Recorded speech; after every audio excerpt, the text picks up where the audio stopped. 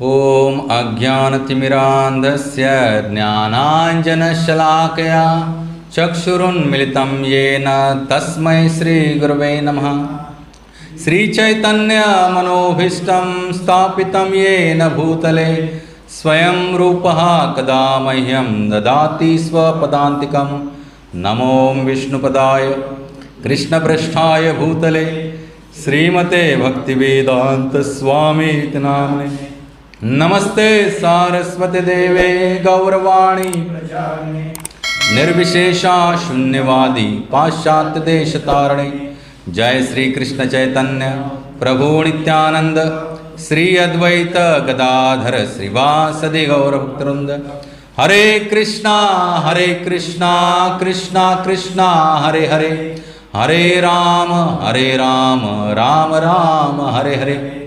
हरे कृष्णा कृष्णा कृष्णा हरे हरे, हरे राम राम राम हरे हरे। हरे कृष्णा कृष्णा कृष्णा हरे हरे, हरे राम राम राम हरे हरे। हरे कृष्ण। आपलं सर्वांचं स्वागत आहे आजच्या ह्या रविवारच्या प्रातःकालीन सत्रामध्ये। थोडा असं सरकून बसा, मृदुंगाई देतो बसा। हरे कृष्ण। तर मागच्या रविवारी आपण पाहत होतो की भगवंत सांगतायत जेव्हा देहधारित जीव भौतिक शरीराशी संबंधित या त्रिगुणांच्या पलीकडे जाण्यास समर्थ होतो तेव्हा तो जन्म मृत्यू जरा आणि त्यापासून होणाऱ्या दुःखातून मुक्त होऊन याच जीवनात अमृताचा उपभोग घेऊ शकतो। इथं आपण पाहिलं तर आपण नोट केला असाल तर मी सांगू इच्छितो तुम्हाला की भगवंताने इथं जे प्रमुख 7 काय आहेत ताप आहेत जीवाला, त्रिविध ताप आणि जन्ममृत्यू जराव्याधी हे 4 ताप। ह्यापैकी जन्ममृत्यू जराव्याधीपैकी भगवंत फक्त 3घांचाच उल्लेख करत आहेत। जन्म, मृत्यू, जरा, ठीक आहे, व्याधी नाही करत आहेत।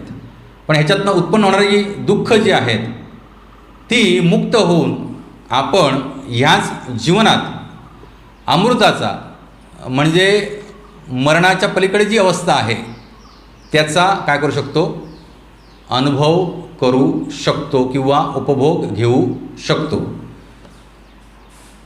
म्हणजेच भगवंत काय सांगतायत की जिवंतपणीच जीवात्मा जो आहे तो खचितच मोक्ष प्राप्तीच्याही पलीकडचं सुख ते अनुभवू शकतो। मग याबद्दल भगवंतांनी बरंच विश्लेषण केलेलं आहे। तर त्यानंतर मग अर्जुन त्यांना प्रश्न विचारतो। श्रीमद् भगवद्गीता अध्याय 14 श्लोक 21। मी म्हणेन, माझ्या मागून तुम्ही म्हणा।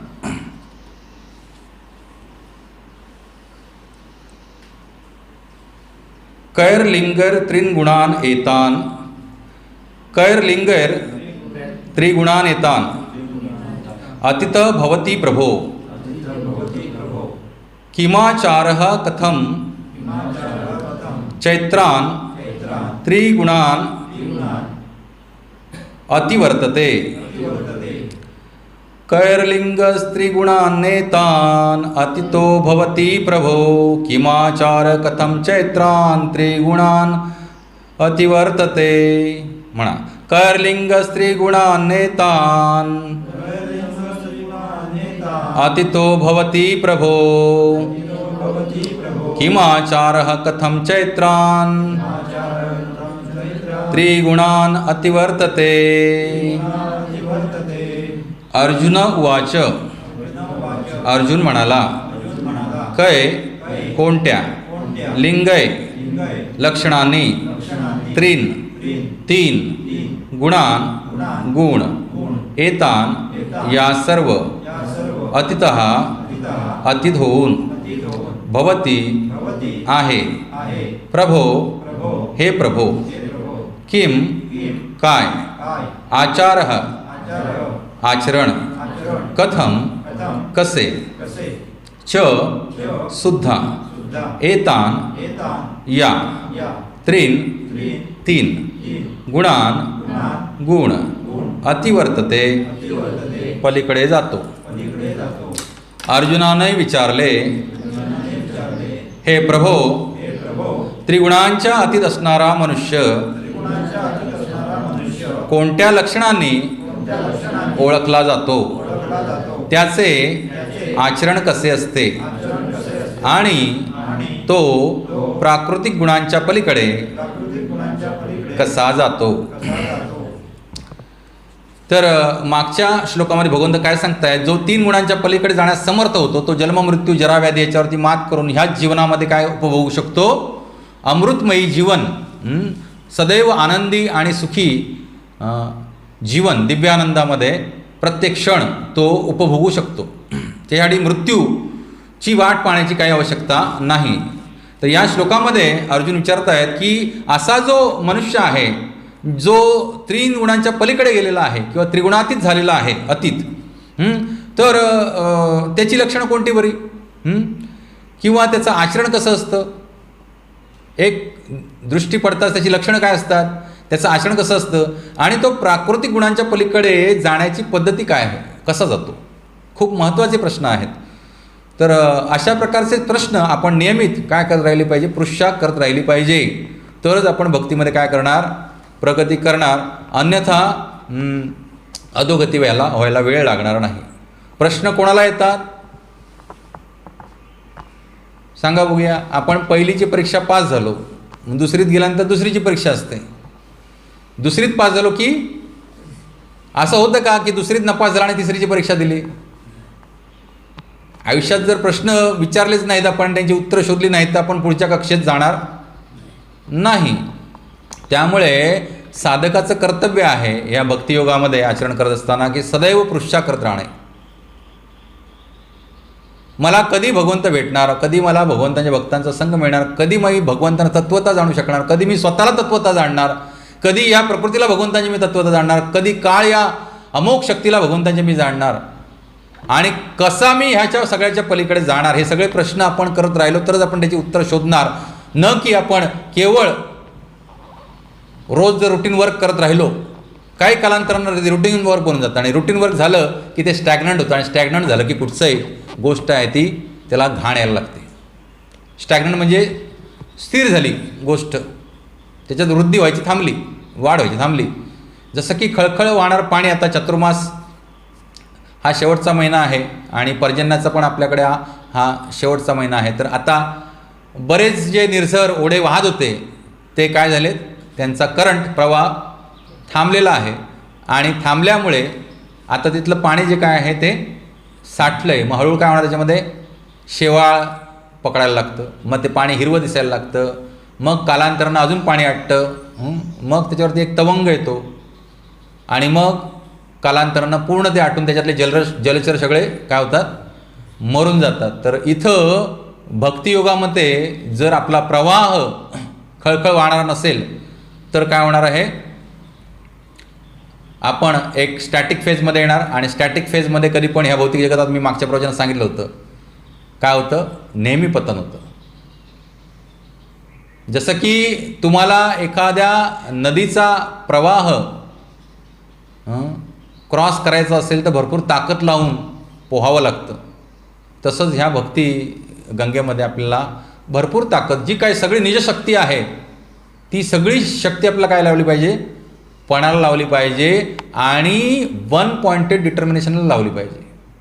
भगवंतच सांगतात भगवद्गीतेत, भक्तियोग हे आचरण असं आहे की व्यवसायात्मिका बुद्धी एकेह कुरुनंदन. कसं, एकदम वन पॉइंटेड डिटर्मिनेशननं आपण भक्तियोगा केला पाहिजे.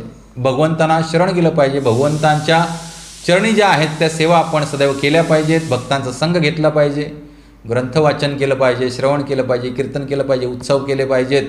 One pointed determination.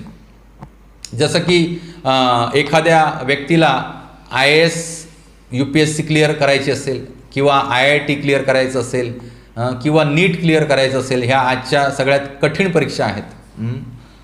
तर त्याला खूप वन पॉइंटेड डिटर्मिनेशन लागतं. मी पाहिले आहे माझ्या जीवनामध्ये बरेच असे लोक आले जे UPSC वगैरे क्रॅक केले, तर रोजचे 20 तास अभ्यास करायचे. किती?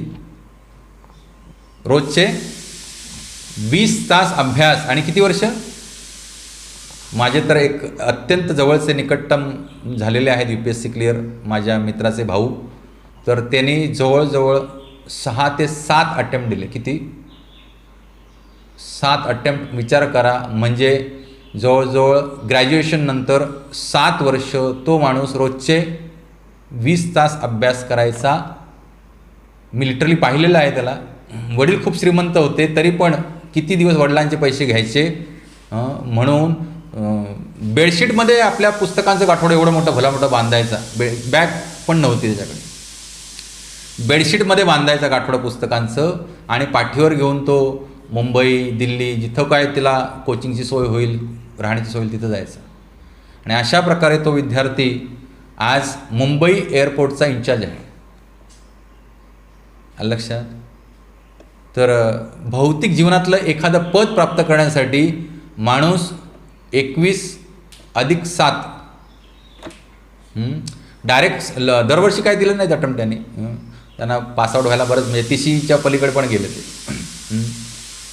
तर एवढी वर्ष पण त्या माणसाने चिकाटी सोडली नाही अजिबात, की मला हे क्लिअर करायचंच आहे.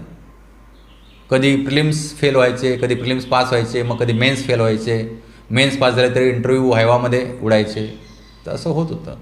पण 7 अटेम्प्ट त्या माणसानं दिले पोस्ट ग्रॅज्युएशन, आणि आज ती व्यक्ती मुंबई एअरपोर्टचा इंचार्ज आहे, ॲडमिनिस्ट्रेटिव्ह ऑफिसर. म्हणजे त्यांच्या बदल्या होत असतात. मागे कलकत्त्याला होते, मध्ये पणजीला होते. म्हणजे खास खूप जवळचे माझ्या मित्राचे भाऊ आहेत. तर विचार करा, ह्याला म्हणतात काय, मी उदाहरण कशावरून देतो, वन पॉइंटेड डिटर्मिनेशन. अजून एक आपल्या शास्त्रामध्ये उदाहरण येतं की पतंग, मातंग, कुरंग, भृंग आणि मीन हे प्रतीक आहेत सांगितलेले, की आपण इंद्रियांच्या बळी कसे पडतो. पतंग म्हणजे तुम्ही फ्लाइंग मॉथ म्हणतात, जो पतंग येतो बघा, आपण दिवा लावला तर लगेच रात्री संध्याकाळी येतो आणि त्याच्यात झोकून देतो अग्नीमध्ये, त्या ज्वाळेमध्ये. तो पतंग एक प्रकारचा कीटक. तर त्याची इंद्रिय कोणती प्रबळ असतात? दृष्टी. तर त्याला जिथे पण प्रकाश दिसेल तिथे तो झोकून देतो स्वतःला. मातंग म्हणजे हत्ती. त्याच्यासाठी इंद्रिय कोणता आहे? स्पर्श. मातंग जो मदमत्त हत्ती असतो जंगलातला, त्याला पकडण्यासाठी काय युक्ती करतात माहिती आहे? एक हत्तीण त्याच्या वाटेमध्ये समोर उभी करतात बांधून, आणि त्याच्या वाटेमध्ये आणि हत्तीणीच्या मध्ये मोठा खड्डा खणतात आणि त्याच्यावरती ते गवताना आच्छादून घेतात. म्हणजे जसा जंगलातला हत्ती, रानटी हत्ती येतो, तसा तो स्पर्श सुखासाठी, हत्तीणीच्या इंद्रिय भोगासाठी अत्यंत लालच झालेला असतो. जसा तो हत्तीणीला बघतो समोर, तिचा गंध प्राप्त करतो, तसा तो वेडापिसा होतो आणि मागचा पुढचा कोणताही विचार न करता धावत सुटतो. आणि धावत सुटतो आणि कशात पडतो? त्या खड्ड्यात पडतो. बरं, खड्ड्यात पडल्यानंतर त्याला लगेच बाहेर काढत नाहीत, कारण हत्तीमध्ये ताकद भरपूर असते, जंगली हत्तीमध्ये. त्याला उपाशी ठेवतात कित्येक दिवस. जसं की त्याचं काय म्हणूया आपण, खुमखुमी जी आहे ती काय होईल? कमी होईल. आणि मग त्याला बाहेर काढून मग त्याला थोडं थोडं खायला देऊन ट्रेनिंग करतात. अशा प्रकारे कंट्रोल केला जातो. म्हणजे तो केवळ स्पर्श इंद्रियाच्या सुखासाठी काय करतो? आपलं स्वातंत्र्य हिरावून बसतो, गमावून बसतो. आणि इकडं हा पतंग केवळ त्या प्रकाशाच्या ओढीनं मृत्यूला कवटाळतो. पतंग, मातंग, मग काय? कुरंग म्हणजे हरिण. तर हरिण अतिशय चपळ प्राणी आहे. काय आहे? अतिशय चपळ प्राणी. म्हणजे तुम्हाला बघता न बघता क्षणी ते नजरेआड होतं जंगलामध्ये. पण ह्या हरणाला पकडण्यासाठी शिकारी लोक एक युक्ती करतात. तर हरणाला कर्णमधुर जे संगीत असतं ते अत्यंत प्रिय असतं. तर शिकारी लोक असं एक वाद्य घेतात की ज्याच्यातनं असं कर्णमधुर संगीत येईल बाहेर, आणि मग ते हरिण एकटक सगळं देहभान विसरून कानाद्वारे श्रवण इंद्रिय ते ऐकत बसतं आणि अलगद तो शिकारी जाऊन त्याला पकडतात. ही वस्तुस्थिती आहे, मी बघितलेलं आहे ह्या इथल्या गावामध्ये कार्यरत असताना. काही लोक ते बॅटरी ऑपरेटेड बेल बनवायचे इथल्याच राजापूर तालुक्यामध्ये, आणि ते मी विचारतो ना हे कशासाठी बेल, म्हणतो हे हरणाला अट्रॅक्ट करण्यासाठी. तर श्रवण इंद्रियाच्या बळी गेल्यामुळं हरिण काय होतं, मृत्युमुखी पडतं. चौथा काय आहे, भृंग, म्हणजे भ्रमर करतो. त्याच्यामध्ये एवढी ताकद असते की तो शिसमचं लाकूडसुद्धा जे सगळ्यात कठीण मानलं जातं ते सुद्धा पोखरून त्याच्यामध्ये होल बनवतो. सागवान, शिसम जे काय लाकूड असेल ते पोखरून काय बनवतो, त्याच्यामध्ये होल बनवतो. पण त्याचा विकनेस आहे गंध, नाक. एरवी त्या नाकाला ज्या अणुकुची जरा टोक असतं त्यानंतर तो मोठ्या लाकडाला पण भोग पाडू शकतो. पण इथं त्या नाकाच्या बळी पडल्यामुळे एका कमळामध्ये, त्या कमळाच्या गंधामुळे तो एवढा अट्रॅक्ट होतो, लुब्ध होतो की त्या कमळाला सोडून तो जातच नाही. मग असं करत करत जेव्हा सूर्यास्त होतो तेव्हा कमळ, तुम्हाला माहिती आहे सूर्यास्त झाला की कमळ आपल्या पाकळ्या मिटून घेतं, आणि कमळ संध्याकाळ झाली की पाकळ्या मिटून घेतं. तसा तो त्या कमळामध्ये अडकतो आणि गुदमरून मरतो. ज्याच्यामध्ये ताकद काय आहे, सर्वात कठीण लाकडाला भोग पाडण्याची ताकद आहे. आता मला सांगा, कमळाच्या 1000 पाकळ्या अशा एकत्र केल्या आणि खालून एक काटा पास केला, काय होईल? काटा मागे एकदा उदाहरण दिलं, बटरमध्ये जसं पास करतात तसा पास होईल की नाही? कारण कमळ हे सगळ्यात काय आहे, सुकोमल आहे. पण त्या गंध या इंद्रियाच्या आहारी गेल्यामुळे हा आपली ताकद विसरतो आणि त्याचा मृत्यू होतो. आणि शेवटचा आहे मीन, म्हणजे मासा. तर मासा ह्याचं सगळ्यात प्रबळ इंद्रिय असतं जिव्हा. कोणतं? जिव्हा. तुम्ही बघा पाण्यामध्ये मासा सारखा काय करत असतो, तोंड उघडत असतो, काय खायला भेटेल, काय खायला भेटेल, काय खायला भेटेल. जसा तो मासेमारी करणारा गळ टाकतो थोडंसं ऐस लावून, तसं पाण्यात पडता न पडता हा मासा असं ध्यान लावून असतो, काय वरून पडतंय, काय कुठून काय मला मिळतंय काय खायला, पटकन मागचा पुढचा न विचार करता ते गिळून टाकतो आणि बळी पडतो.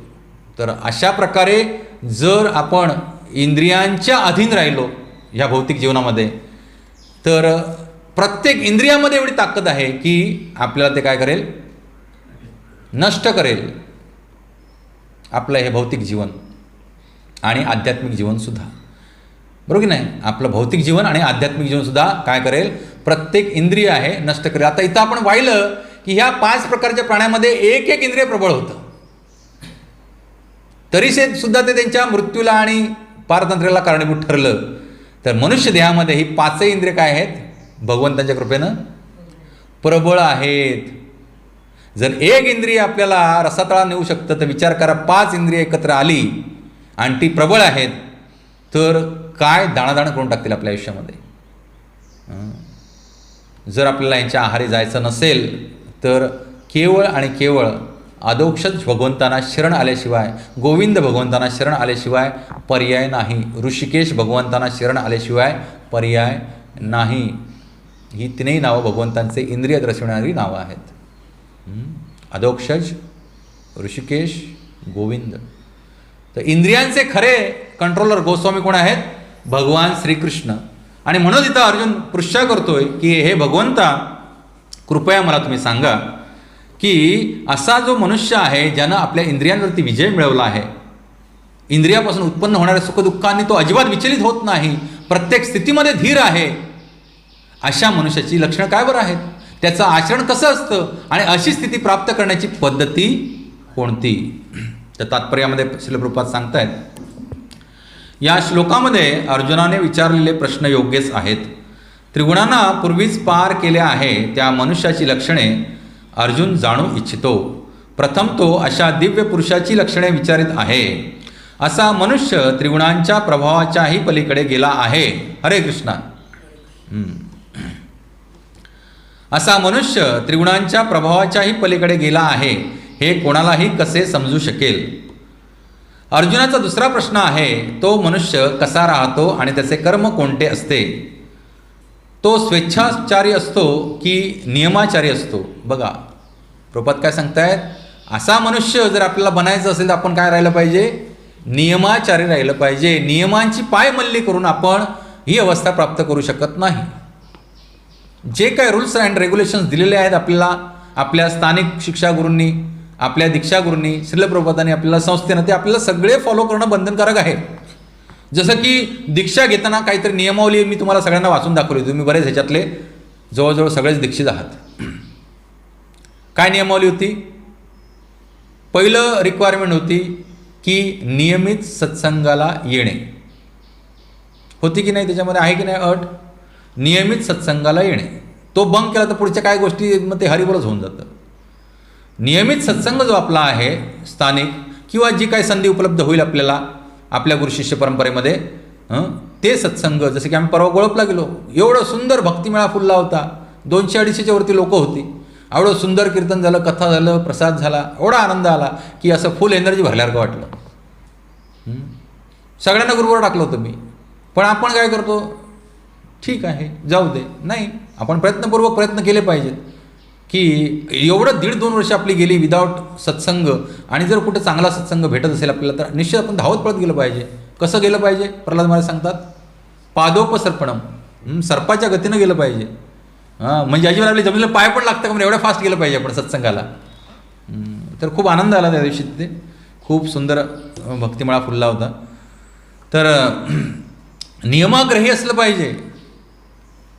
चालतंय, ठीक आहे, आज नाही जमलं तर काय झालं, नंतर जाईन, हे एकदा जरी आपल्या डोक्यात आलं तर नंतरच्या वेळेला आपण मायादेवी आपल्याला म्हणते आज नाही गेलं तर काय बिघडतं आहे, पुढच्या वेळेस जाईन.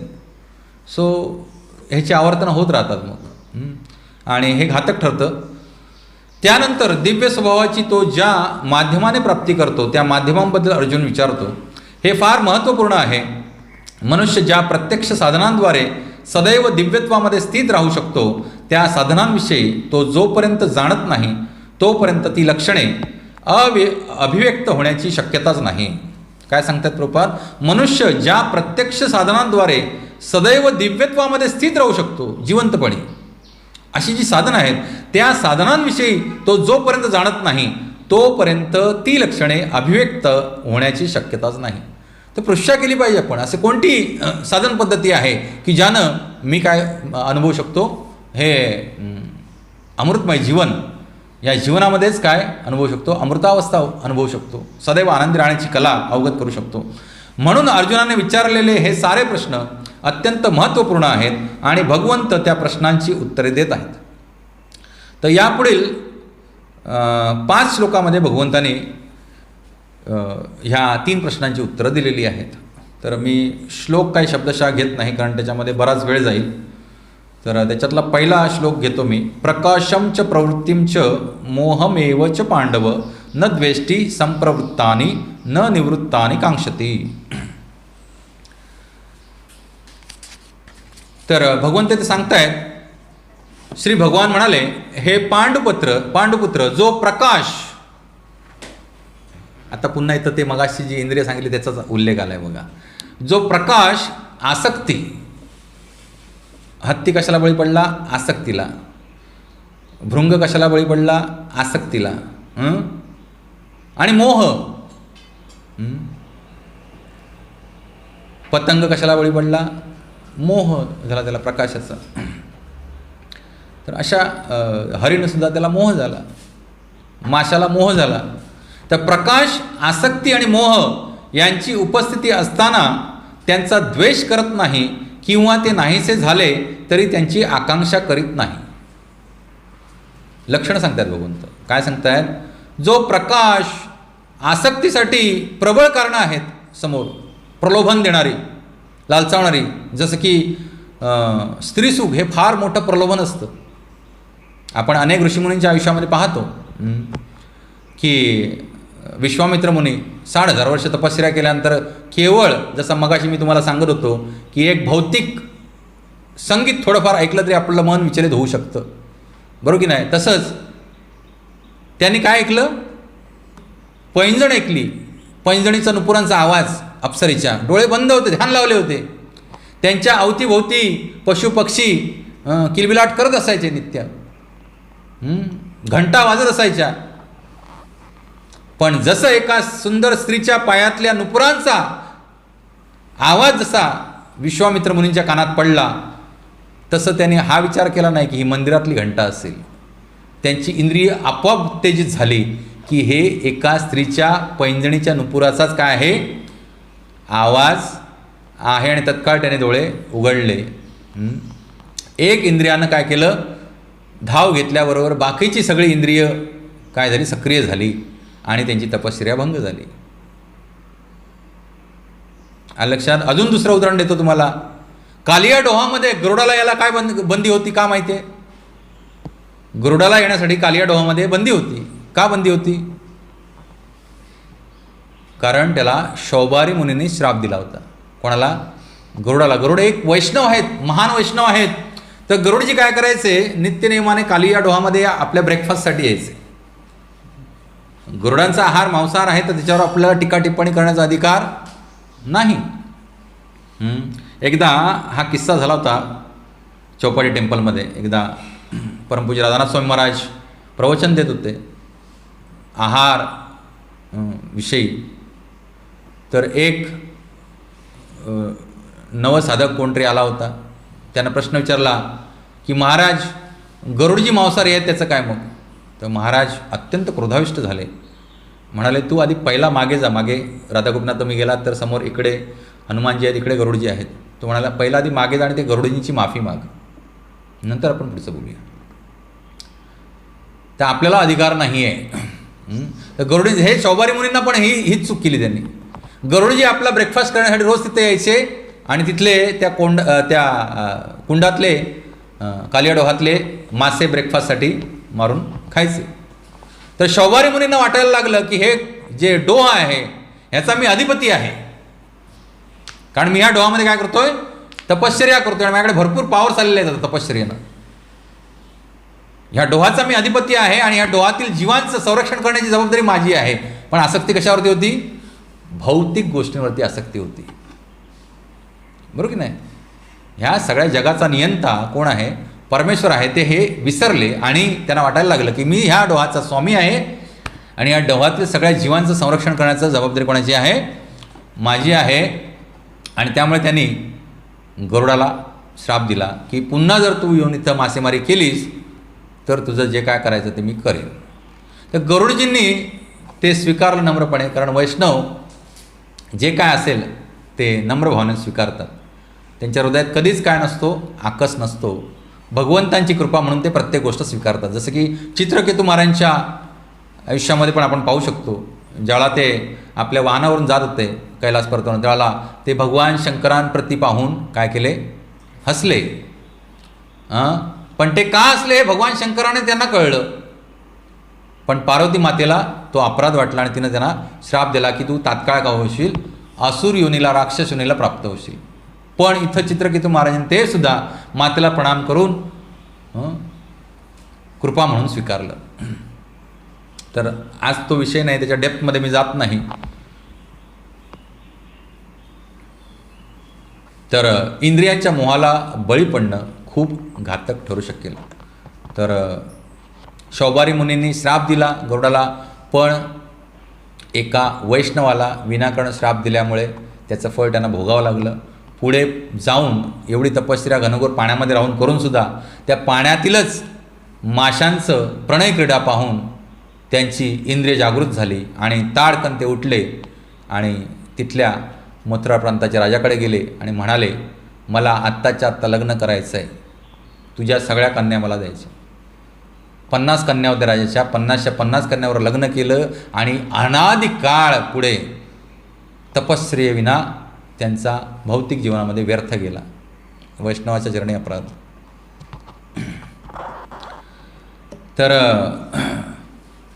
जो प्रकाश, आसक्ती आणि मोह यांची उपस्थिती असताना त्यांचा द्वेष करीत नाही किंवा ते नाहीसे झाले तरी त्यांची आकांक्षा करीत नाही, जो त्रिगुणांच्या प्रभावामध्येही अविचलित आणि निश्चल राहतो. आपल्या जीवनावरती त्रिगुणांचा प्रभाव नेहमी असणारच.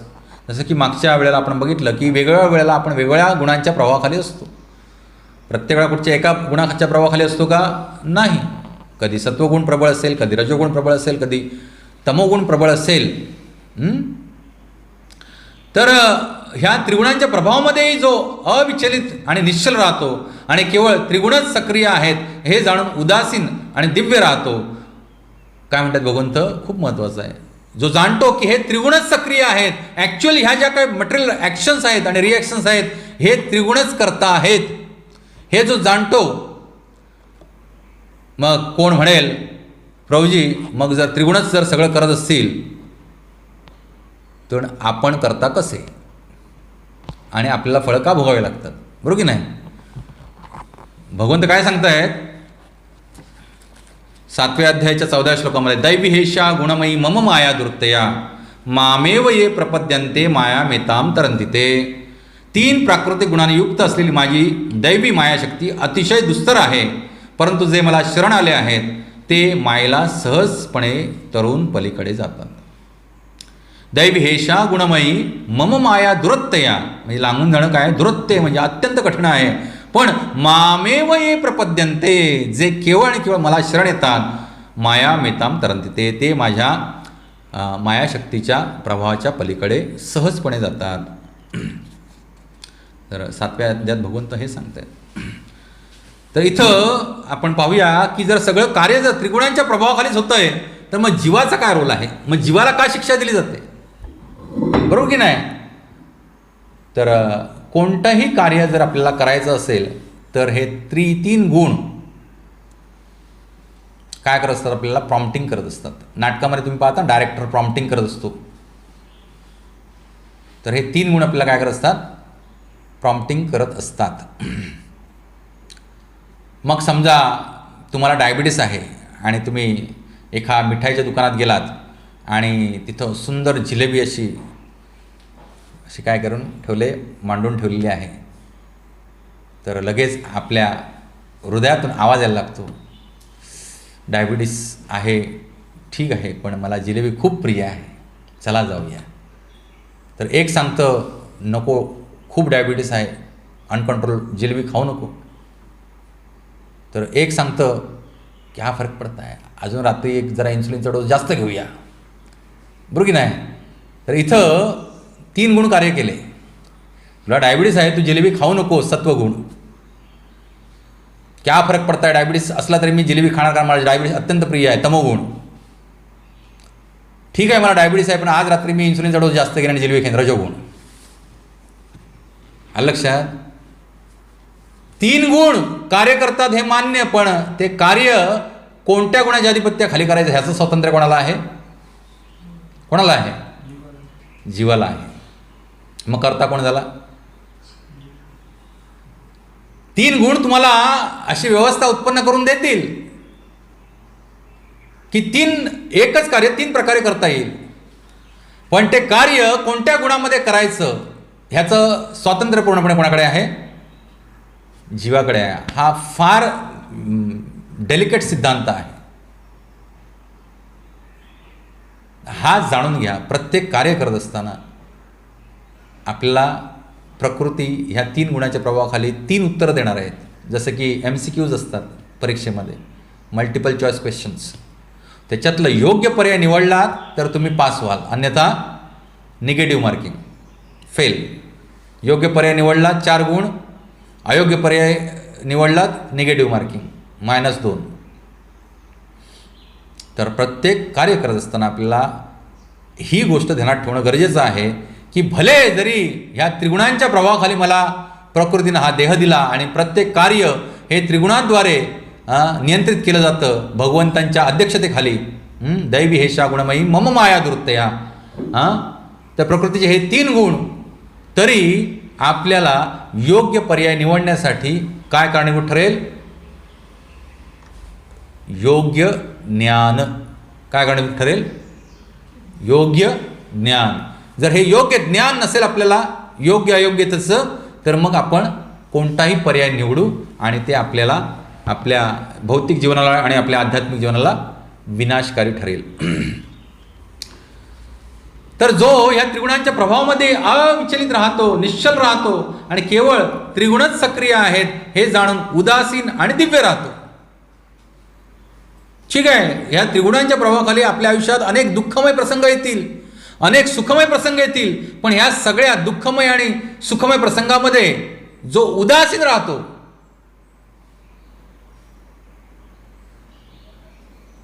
म्हणजे अजिबात विचलित होत नाही, निश्चल राहतो, आयुष्यात काही होऊ देत,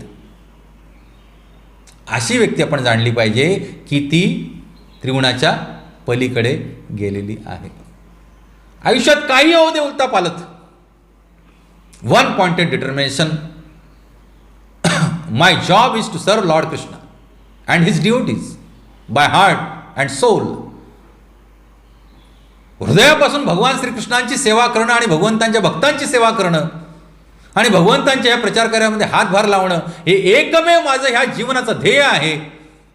अरे क्षणभंगूर ध्येय आहे, जीवन आहे आपलं, आणि त्याच्यामध्ये आपण एवढे प्रोजेक्ट्स आयुष्यात घेऊन बसतो की त्या प्रोजेक्ट्समध्ये आपल्याला वेळच राहत नाही भक्ती करायला.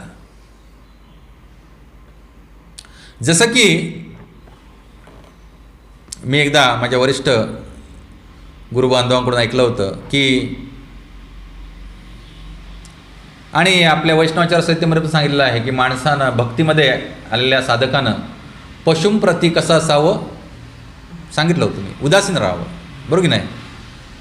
तर पशुंप्रती उदासीन राहावं, ना त्यांना त्रास देऊ नये किंवा त्यांची जास्त आपण त्यांच्या प्रेमातही पडू नये, त्यांना निसर्गाच्या भरोशावर सोडून द्यावं. का? कारण तुम्ही असा एखादा पशु आणलात, पेट डॉग, पेट कॅट, जे काय असेल ते आणलात, तर तुमचा बराचसा काळ ते हिरावून घेतात आणि तुम्ही त्यांच्या प्रेमात पडतात. कारण पुन्हा एकदा प्रल्हाद महाराज शिकवणीमध्ये आपण पाहिलं, आपण साध्या टेबल खुर्च्यावरती पण घरातले प्रेम करायला लागतो, बरोबर की नाही. निर्जीव वस्तूवरती प्रेम करायला लागतो. मग आपले घरातले पेट ॲनिमल्स, आपले पुत्र पौत्र कन्या आपतेष्ट नातेवाईक ह्यांच्यावरती नसतं असं अँकरिंग झालेलं असतं, अडकून गेलेलो असतो आपण. मग हे भगवंतांच्या प्रीतीमध्ये काय होतात, वाटेकरी होतात, बरं की नाही. काही हिस्सा आपल्याला वेळेचा आपल्या आणि भावनांचा त्यांना द्यावा लागतो ना.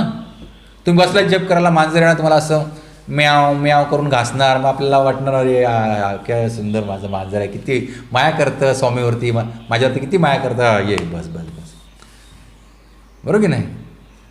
कुत्रा अतिशय स्वामिनिष्ठ प्राणी, मग आपल्याला त्याला टाकून जावं असं वाटत नाही. कुठे यात्रेला पण जायचं टाकतात लोक, का? कुत्रा आहे घरात म्हणून. त्याची आमच्या कुत्र्याची काळजी कोण घेणार? त्याला खायला कोण घालणार? माझी आई, भाऊ दिवंगत झाल्यानंतर आईला इकडे म्हटलं तर म्हणायची, कुत्रा आहे ना त्याची कोण काळजी घेणार? ते काका काकी सगळे घ्यायचे, पण हिला त्या कुत्र्यावरती भयानक आसक्ती. आमच्यावरती आसक्ती कमीच, तर कुत्र्याची काळजी कोण घेणार? आता कुत्रा मरून 1.5 वर्ष झालं तरी पण मुहूर्त सापडत नाही आईला आमची. तर हे दीज आर अटॅचमेंट्स. आपण भक्तिमय जीवन जिथं आहे तिथून लांब पळायचा प्रयत्न करतो. आपल्यामध्ये पण अनेक उदाहरणे आहेत, सगळीकडे आहेत दुनियेमध्ये. जिथं भक्तिमय जीवन आहे, अरे आपल्याला वाटतं मी अमकं करणार, मी तमकं करणार. अरे काय 60-70 वर्षाच्या आयुष्यामध्ये काय करणार तुम्ही? 60-70 वर्षाचा विषय आला म्हणून आजच आपले खूप सुंदर भक्त श्रीमान हरिशरण प्रभूजी यांना देवात्मा झाले आणि निश्चितच ते भगवत धामात गेले असणार. आणि आपण त्यांच्या यात्रेसाठी प्रार्थना करूया 3 वेळा हरे कृष्ण महामंत्राचा जप करून. हरे कृष्णा कृष्णा कृष्णा हरे हरे, हरे राम राम राम हरे हरे, हरे कृष्णा कृष्णा कृष्णा हरे हरे, हरे राम राम राम हरे हरे, हरे कृष्णा कृष्णा कृष्णा हरे हरे, हरे राम राम राम हरे हरे. बघा भगवंतांना किती काळजी असते आपल्या भक्तांची. एकादशीच्या दिवशी देहत्याग करायची संधी भेटणं हे केवढं महान गोष्ट आहे. तर भगवंतांना काळजी असते. भले आज तो दुःखाचा प्रसंग आहे पावसकर फॅमिलीसाठी, पण भगवंताने आपल्या भक्ताची काळजी घेतली. ह्या एवढ्या म्हातार वयात सुद्धा ते एवढे आजार असताना रात्रीचा मोटरसायकलवरून एवढ्या लांब यायचे आपल्याकडे, इथं यायचे, इथून मालवणला सुद्धा आले होते एकदा, बरोबर ना बाबा.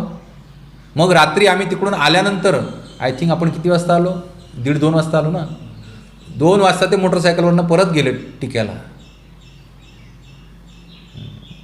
तर ही जी ओढ आहे, ही भक्तीची ओढ जी आहे, हे आपण शिकली पाहिजे, ग्रहण केली पाहिजे. ही भक्तीची ओढच आपल्याला ह्या त्रिगुणांच्या पलीकडे घेऊन जाऊ शकते. पुढे सांगतात भगवंत, जो ह्या सगळ्या गोष्टीमध्ये उदासीन राहतो आणि दिव्य राहतो, नुसताच उदासीन राहत नाही, दिव्य राहण्यासाठी काय केलं पाहिजे, अखंड हरिचिंतनात, बरोबर की नाही. कारण भगवंत आनंद घन आहेत आणि जर तो दिव्यानंद आपल्याला प्राप्त करायचा असेल तर आपल्याला अखंड हरिचिंतनात राहिलं पाहिजे. येणं प्रकारे आपल्या जीवनाची घडी अशी बसवली पाहिजे की सदैव आपल्याला काय होईल, भगवंतांचं चिंतन आणि स्मरण होईल. आणि जो आत्मस्थित आहे, आत्मस्थित म्हणजे जो स्वतःमध्ये सुख अनुभवायला शिकला आहे. काय सांगतोय मी, खूप गहन विषय आहे हा आत्मस्थित असणे. त्याला आत्माराम स्थिती पण म्हणतात. राम म्हणजे आनंद आणि आत्मा म्हणजे स्वतःच्या अंतरंगामध्ये आनंद शोधण्याची कला. काय आत्माराम स्थिती म्हणजे काय, आत्म्याची सदैव आनंदी स्थिती प्राप्त करणे म्हणजे आत्माराम. आणि ती कुठे मिळणार, अंतरंगात डोकावल्यानंतरच मिळणार. नॉर्मली आपण आनंदासाठी पंच ज्ञानेंद्रिये, पंच कर्मेंद्रिये आणि मन, बुद्धी, अहंकार याच्यावरती अवलंबून असतो. आनंद प्राप्तीसाठी काय असतो, आपण पंच ज्ञानेंद्रिये, नाक, कान, डोळा, त्वचा आणि जिव्हा, आणि पंच कर्मेंद्रिये, हात, पाय, मुख, गुदद्वार आणि कुठचं उपस्थ, पंचकर्मेंद्रिय आणि मन आणि बुद्धी, अहंकार मी बाजूला ठेवतो. तर ह्या 12 आपण अधीन असतो आनंद प्राप्तीसाठी. कोणता आनंद, ह्या 12 जणांच्या संयोगानं कोणता आनंद प्राप्त करू शकतो आपण, भौतिक आनंद. कोणता आनंद प्राप्त करू शकतो, भौतिक आनंद, जो क्षणिक असतो, जो काय असतो, क्षणिक असतो. आणि तो प्राप्त करण्यासाठी आपल्याला महत् प्रयत्न करावे लागतात. असा सहज प्राप्त होतो का इंद्रियांचा आनंद, महत् प्रयत्न करावे लागतात. तर असा हा भौतिक आनंद या इंद्रियांच्या द्वारे आपण प्राप्त करतो. पण खरा आनंद जो भगवंत ते सांगतायत, जो इंद्रियातीत झाला आहे, जो त्रिगुणातीत झाला आहे. कारण ही सगळी इंद्रिय जी आहेत, ही इंद्रिय हे त्रिगुणांच्या पाशाखाली काम करत असतात. सत्व, रज आणि तमगुण. तर खरं आनंद जो आहे तो अंतरंगात दडलेला आहे आणि ज्याची अनुभूती तुम्ही घेऊ शकता जर तुम्ही एकांतात ध्यान लावले आणि आपल्या अंतरंगामध्ये हा आनंद शोधायला लागले तर निश्चित त्याची अनुभूती येते. पण एकांतात ध्यान लावण्याची सुविधा ह्या कलियुगामध्ये फार दुर्मिळरित्या काय आहे, उपलब्ध आहे. आपण एकांतात ध्यान लावायला गेलो लगेच चिळ करून काय असतं, व्हॉट्सअपचा मेसेज असतो, रिमाइंडर येतात, काहीतरी फेसबुकचं रिमाइंडर येतं, यूट्यूबचं रिमाइंडर येतं की आपण खुळलूक करून ते ओपन करतो. इकडे चुळलूक बाजूला आपण खुळलूक केलं. हां, पण भक्तिमय जीवन हे असं आहे की तुम्ही ह्या सगळ्या इंद्रियांना जी कंट्रोल करण्यास अशक्य आहेत, तर त्या सगळ्या इंद्रियांना तुम्ही भगवंतांच्या सेवेमध्ये लावलं तर हेच इंद्रिय आपल्याला काय देऊ शकतात, हा अंतरंगीचा दिव्यानंद देऊ शकतात. पण त्याला गरज आहे सर्वस्वाच्या समर्पणाची. म्हणूनच भगवंत सांगतायत की सर्व धर्मान परित्यज्य माम एकम शरणं व्रज अहम त्वां सर्व पापेभ्यो मोक्षयिष्यामि मा शुच. सर्व धर्मांचा परित्याग कर, सगळ्या उपाध्या सोडून दे आणि केवळ मला शरणी आहे. आणि मला शरणी येऊन आळशी पण असं सांगतायत का, नाही. यत करोषि यदस्नासि यत जीवोसि ददासि यद यत तपस्यासि कौंतेय तत् कुरुष मदर्पणम. कायेन वाचा मनसेंद्रिये वा बुद्ध्यात्मना मा प्रकृती स्वभावा करोमि अद्यम सकलम परस्मये नारायणा इति समर्पयामि. भगवंत सांगतायत की तू जे काय करशील, यज्ञ करशील, तप करशील, दान करशील, होम हवन करशील, अन्न ग्रहण करशील, कर्म करशील, तपश्चर्या करशील, ते सगळं काय कर, मला अर्पण कर. कसं अर्पण कर? हरे कृष्ण कृष्ण कृष्ण हरे हरे, हरे राम राम राम हरे हरे. तर आत्मस्थित होणे म्हणजे एकांतवासात जाऊन ध्यान करणे नाही. आत्मस्थित होणे म्हणजे हृदयांतरीचा परमात्मा सगळीकडे पाहणे. केवळ आणि केवळ परमात्म्याचंच दर्शन घेणे प्रत्येक जीवामध्ये, प्रत्येक अणुरेणूमध्ये, ही ब्रह्मभूत अवस्था आहे. भूत म्हणजे जीव आणि सगळ्या जीवामध्ये ब्रह्म पाहणे म्हणजे ब्रह्मभूत अवस्था. ब्रह्मभूत प्रसन्नात्मा न शोचती न कांक्षती. ज्याने ही अशी अवस्था प्राप्त केलेली आहे त्याला इथली कोणती सुखदुःख आणि इथली कोणती परिस्थिती विचलित करू शकत नाही. तर तुम्हाला खरंच सांगतो, अंतरंगातला जो आनंद आहे तो ह्या प्राकृतिक इंद्रियाद्वारे, ह्या देहाच्या इंद्रियाद्वारे प्राप्त होणाऱ्या आनंदाच्या कित्येक पट, म्हणजे त्याची गणनाच करता येणार नाही किंवा तुलना करता येणार नाही, एवढ्या पटीनं अफाट आहे. मग असा अफाट आनंदचं सोर्स जसं आपल्या हृदयात आहे, जसं की त्या रावणाचं मुंडकं काटलं तरी काय व्हायचं, टू करून दुसरं मुंडकं यायचं. याचं सार कुठं होतं? त्याच्या बेंबीमध्ये होतं, अमृतकुंभ नाभीमध्ये होतं. तर तसं अमृतकुंभ कुठे आहे? आपल्या हृदयामध्ये आहे. हृदयात म्हणजे इथं ते ॲनाटॉमिकल डिसेक्शन करून हार्ट 4 चेंबरचं बाहेर काढतात ते नव्हे. आध्यात्मिक जीवनात हृदय म्हणजे त्याची जागा इथं आहे, पण हृदय हे सुद्धा आध्यात्मिक आहे. You cannot pinpoint a place where soul and super soul are residing. ते हृदयांतरी वास करतात.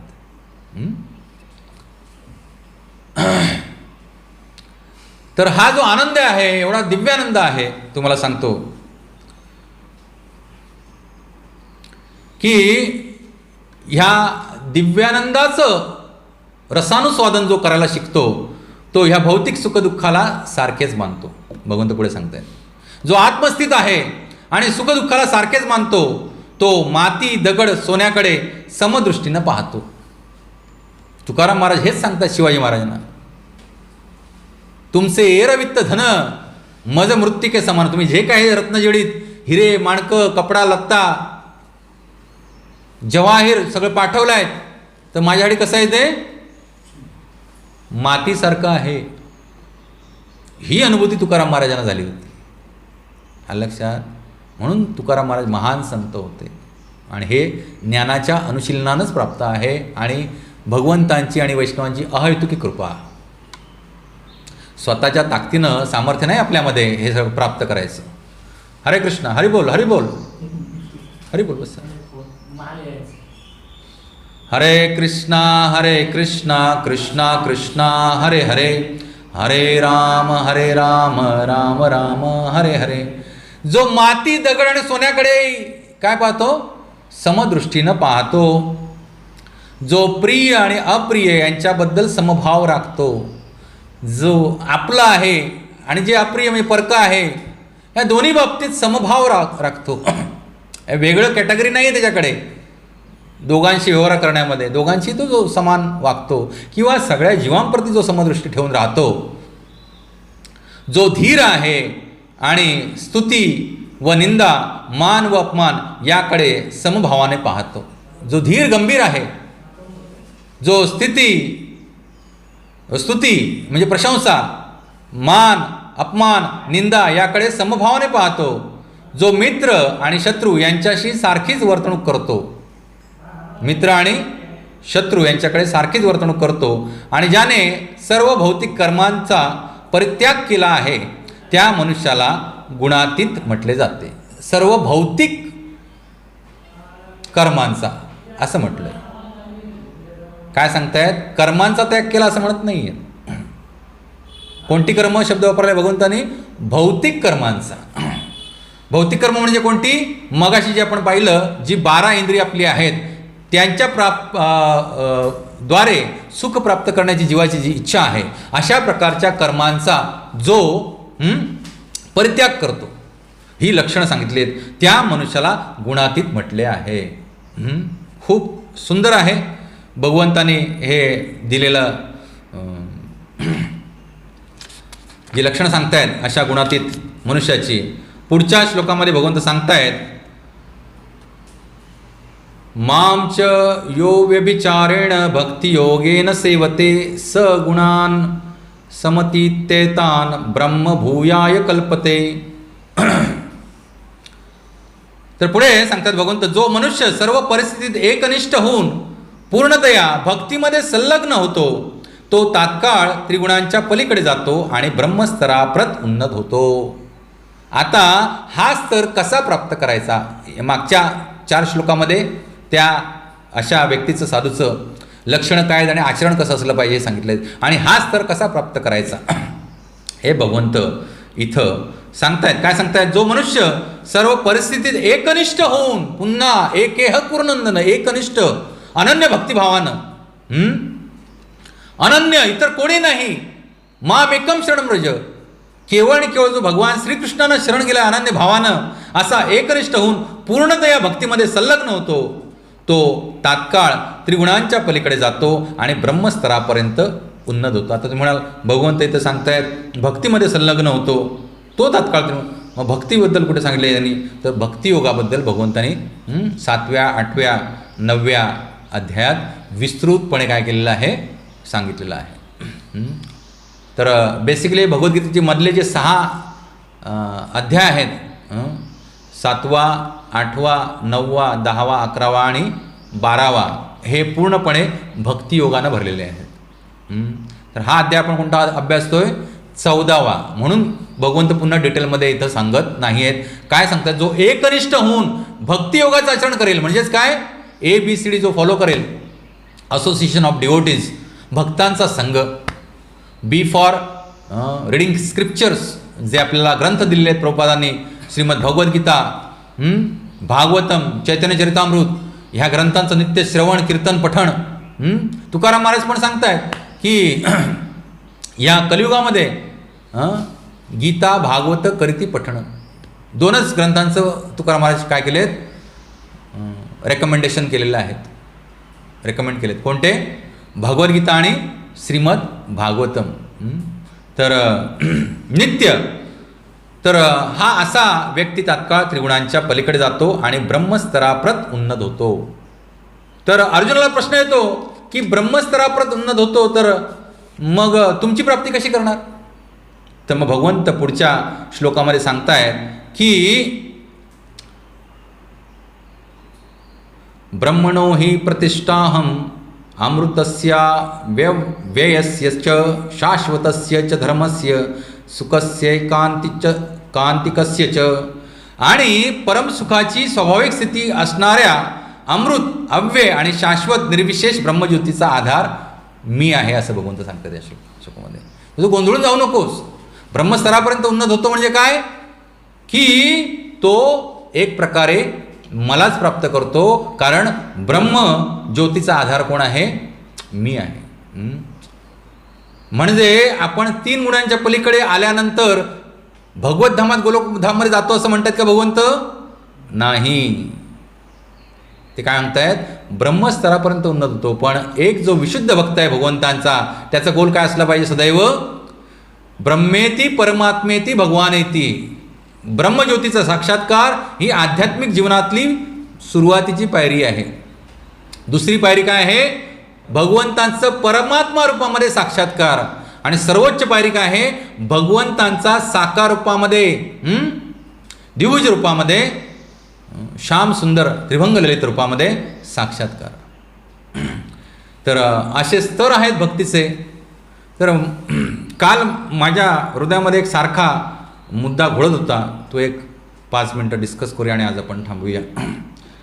तर आपण सर्वजण जाणतो की आध्यात्मिक गुरु जे आपले असतात, मग ते शिक्षा गुरु आणि दीक्षा गुरु दोघेही, तर त्यांच्यावरती जे जे कोणी आश्रित असतात त्यांचे शिष्य, तर हे शिष्य काही कारणास्तव किंवा त्यांच्या अजाणतेपणे किंवा निष्काळजीपणामुळे जर या भौतिक जगतातच राहिले तर अशा आध्यात्मिक गुरूंना त्यांचा उद्धार करण्यासाठी काय व्हावं लागतं, पुन्हा जन्म घ्यावा लागतो. तर मी विचार करत होतो की असा जो दिव्य स्तरावरती प्राप्त झालेला आध्यात्मिक गुरु जो आहे तो कसा काय भौतिक जगतामध्ये परत येतो. तर हे तुम्ही जाणून घ्या, जे मला आतून हृदयातून अनुभूती आली ती मी तुम्हाला सांगतो. तर आपण पाहतो ह्या भौतिक जीवनामध्ये देहप्राप्तीची प्रक्रिया कशी आहे. यम यम वापी स्मरण भाव तेजत्यंते कलेवरम. तर हा भाव जाणून घ्या हृदयातला, म्हणजे गुरुतत्व काय ते तुम्हाला कळेल आणि ते आपल्यावरती किती प्रेम करतं ते कळेल.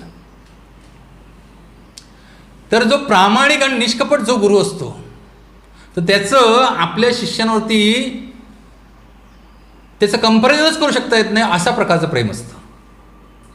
म्हणजे पुत्रमित्र ही उदाहरणं मी देत नाहीत, मी काय म्हणतोय कंपॅरिझनच करू शकत नाही अशा प्रकारचं प्रेम असतं आपल्या शिष्यांवरती. मग तो शिक्षा गुरु असू दे किंवा दीक्षा गुरु असू दे, बरोबर की नाही. तर मग एखादा शिष्य जर काही कारणास्तव मार्गभ्रष्ट झाला तर गुरु सदैव केवळ त्याच शिष्याचं चिंतन करत राहतो, कारण सारखी काळजी राहिलेली असते. जसं की तुम्ही उदाहरण द्यायचं झालं तर समजा एखादी कोंबडी आहे आणि तिनं पिल्लं घातली एक 10-15, तर ती कोंबडी आपल्या पिल्लांना शिकवत असते कसं काय चालायचं, फिरायचं, दाणे टिपायचे. छोटी छोटी पिल्लं असतात, तुम्ही बघितलं असेल गावातले लोक आहात तर लक्षात येईल तुमच्या. तर तिच्या अवतीभोवती समजा बाकीची पिल्लं आली, 15तली समजा 14 आली आणि एक पिल्लू राहिलं मागे, तर कोंबडी तुम्ही बघितलं आहे प्रत्यक्ष डोळ्यासमोर आणा, नजरेसमोर ती सारखी सारखी फिरून फिरून फिरून चुक चुक चुक चुक करून त्या पिल्लाला काय करत असते, बोलवत असते. तिचं ध्यान 14 पिल्लांवरती नसतं. कोणावर ध्यान असतं, ते एक जे पिल्लू मागे राहिले त्याच्यावरती ध्यान असतं. एवढं आत्मीय प्रेम जो सच्चा गुरु आहे तो आपल्या शिष्यांवरती करत असतो. आणि मग एखादं असं पिल्लू जर मागे राहिलं तर तो सारखं त्याच्याच ध्यानामध्ये राहतो. आणि अशा स्थितीमध्ये समजा त्याला मृत्यू आला तर निश्चितच त्या आपल्या शिष्यावरच्या आसक्तीमुळे त्याला काय होतं, पुन्हा नरदेहाची प्राप्ती करावी लागते. पण पूर्णपणे भगवंतांच्या कार्यामध्ये अनुरत म्हणून देहत्याग केल्यामुळे त्याचं गुरुपद अबाधित राहतं. ध्येय काय होतं, स्वतः जगण्याची इच्छा नाही आहे, पण कोणासाठी जगण्याची इच्छा आहे, आपल्यावरती जे अवलंबून आहेत त्या जीवांप्रती करुणा हृदयामध्ये अखंड भरून राहिली आणि त्या भावामध्ये देहत्याग केल्यामुळे त्यांना पुन्हा गुरुपद म्हणून जन्माला यावं लागतं. आणि तो शिष्य तुम्ही म्हणाल त्याचं पतन झालं आहे तर त्याच्यासाठी त्याला पुन्हा मनुष्य देह दिला जातो. का, स्वल्पमपस्य धर्मस्य त्रायतो महते भयात. का जन्म दिला तो, कारण त्यानं काहीतरी भक्ती केली आहे, त्याचं ते संचित आहे. आणि म्हणून भगवंत त्या शिष्याला पुन्हा काय देतात, मनुष्य देह प्रदान करतात. आणि पुन्हा ह्या आध्यात्मिक गुरूंचं आणि आपल्या शिष्याचं नातं चालू होतं. त्यामुळे गुरु शिष्याचं नातं हे आजच्या ह्या जन्मातलं नाही आहे, हे ध्यानात ठेवा. आलं लक्षात. का गुरुला परत यावं लागतं, आपल्या आध्यात्मिक गुरूंना परत का यावं लागतं, कारण ते आपल्यावरती एवढं प्रेम करतात, एवढी आपल्यावरती त्यांची आसक्ती असते, त्यांची तळमळ असते की माझ्या ह्या शिष्यानं इथं ह्या नरकामध्ये, ह्या त्रिगुणमयी मायेच्या कचाट्यामध्ये राहू नये, ह्या दुःखालय अशाश्वतमध्ये राहू नये, त्यानं कुठे यावं, स्वधामी यावं. आणि म्हणून त्याची स्थिती असते की त्या दिव्यत्वामध्ये रममाण होऊन भगवतधामात जाण्याची. तरी पण भगवंतांच्या कृपेनं असा व्यक्ती पुन्हा जन्म घेतो आपल्यावर आश्रित असलेल्या जीवांचा उद्धार करण्यासाठी. त्यामुळे गुरुतत्वाची महती जाणा. आणि जर तुम्ही निश्चितच ह्या जीवनामध्ये अशा प्रकारे समर्पित भावनेनं आणि गुरु आणि वैष्णवांची सेवा करून जर जीवन जगले, भगवंतांची निस्सीम भक्ती हृदयामध्ये ज्ञानाच्या अनुशीलनानं जागृत केली, तर निश्चितपणे आपण सगळे आनंदानं पुढे जाऊ शकतो, भगवतधामात जाऊ शकतो. हरे कृष्णा कृष्णा कृष्णा हरे हरे, हरे राम राम राम हरे हरे. ग्रंथराज श्रीमद भगवद्गीता की, जगद्गुरु श्री प्रभुपाद की. एखादा प्रश्न असेल तर विचारू शकता.